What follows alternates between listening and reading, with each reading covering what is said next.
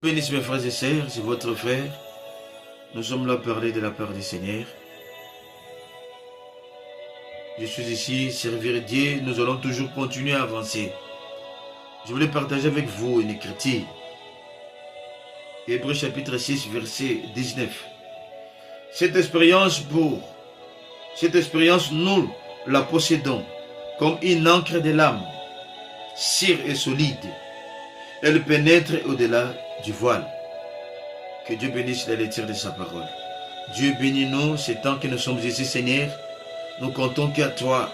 Pardonne-nous, parlez-nous. Au nom de Jésus, Amen. Comme une encre de l'âme sûre et solide, pénétrée derrière les voiles.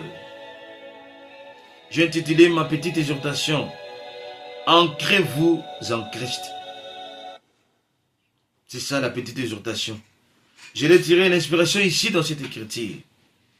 Comme une âme, comme une encre de l'âme solide, pénétrée au-delà du voile.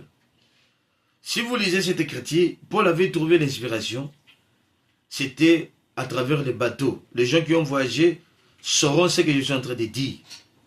Quand vous voyez les bateaux, chaque bateau a une encre. Et l'encre a une importance, une utilité dans les bateaux. Le bateau ne peut pas faire un voyage sans avoir l'encre au-dedans. Et Paul a eu cette inspiration à travers l'encre du bateau. L'utilité de l'encre dans les bateaux, c'est quand les ouragans viennent, c'est quand la tempête vient, l'encre, on prend l'encre, on le jette dans l'eau, et quand l'encre va dans l'eau, l'encre va s'attacher sur une pierre. Quand l'encre va s'attacher dans une pierre, c'est pour l'utilité de protéger les bateaux, de traverser la tempête, de traverser les ouragans, pour ne pas noyer. Quand l'encre du bateau est jetée dans la mer, et qu'elle est allée s'accrocher dans une pierre, la pierre sur laquelle l'encre s'est accrochée, cette pierre devient l'absolu pour les bateaux. Cette pierre devient le soutien du bateau devant les tempêtes, devant les ouragans. Si vous regardez l'encre, c'est une fer. Ça, c'est un peu comme cela rond, attaché avec des chaînes, avec une fil de chaînes. Le bateau, la tempête peut venir bouger le bateau. Mais vous verrez que le bateau ne va pas noyer. Parce que l'encre tient bon, est attachée dans une pierre. Quand l'apôtre a vu la pierre, Paul, il a été inspiré. Il a dit comme une âme, comme une encre de l'âme sûre et solide. Quand l'encre tient bon sur la pierre, l'encre devient solide à travers la pierre. Et la pierre devient l'absolu de cette encre. Ici l'apôtre dit, comme une âme, une encre d'âme solide.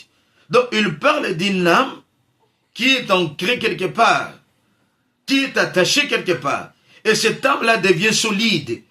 C'est ce que lui le parle. Écoutez, je vais lire le prophète avant d'arriver dans le but. Dans la prédication, il gira par lui-même. Paragraphe 228. Lorsqu'une chose est ancrée, il ne peut pas bouger. J'ai une encre qui me garde en bonne santé, inébranlable et sûre, alors que le flot de flers ancré au rocher qui me guérit, fondé solidement avec assurance dans l'amour du Sauveur. Frère Branham les ramène directement dans le spirituel. De la même manière que l'encre du bateau est attachée dans des rochers, de la même manière, Paul aussi parle d'une âme qui est ancrée en Christ. Et Christ, nous savons, c'est lui le vrai rocher.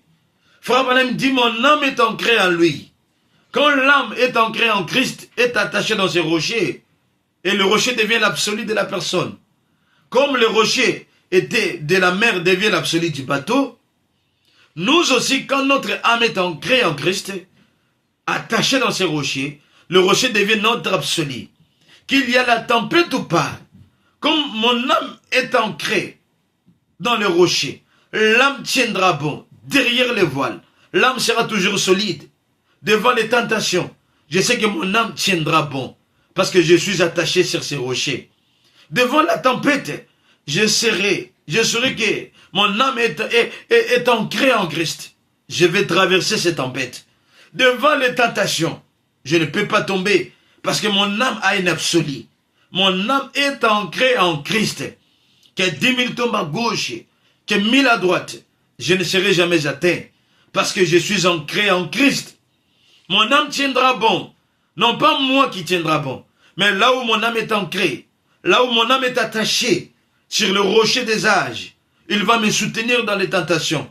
Frère Branham dit, quand je suis malade, le rocher sur lequel mon âme est attachée, ancré, il va me guérir. Écoutez dans 231. Ancrez votre âme en Jésus-Christ.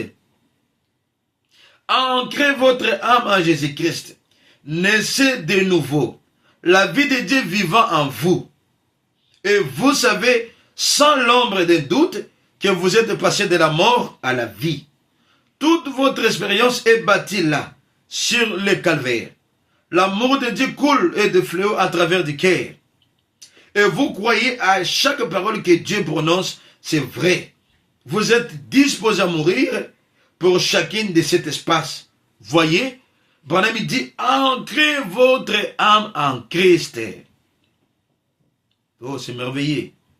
Ancrez votre âme en Christ. Devant les tentations, il va t'aider.